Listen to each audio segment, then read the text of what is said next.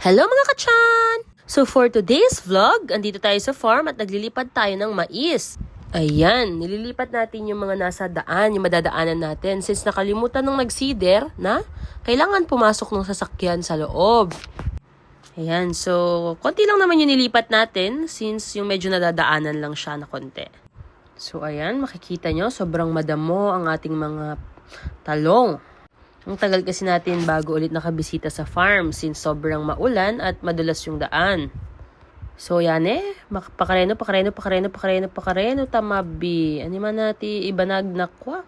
Madamo-damo.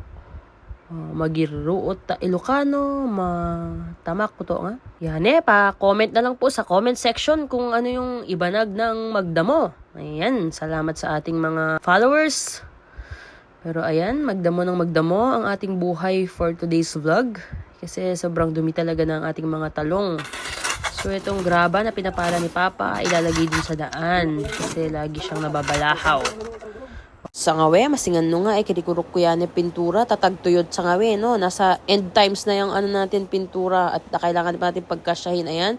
So last na yan ng pagpipintura ko sa pig pen para mailipat na yung mga kababoyan. Yan baddi na lang, mabalibalingga na, yan baddi na lang talaga, baddi na lang. Masingan no ka pa, kay kasta na, kay galing ko talaga mapintura. Yan baddi na lang nga touch, mabaling ko na lang pa sa uyawi. Baddi na lang mga kachan, kitang-kita naman ng ating chan.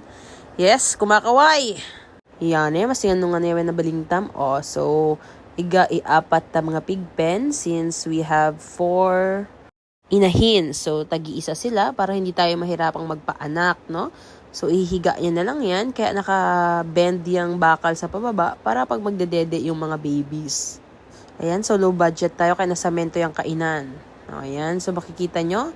Marigarigatang kami mabuka tani talak na gari matatakas dano nga bavi ani na kasipag dano nga bavi nga matakas gari yan gatatalino gari dano nga bavi amo danon kuno si lukatan yan mane usungusuad da lang kaya todo-todong lock talaga yan para hindi basta-basta nabubuksan.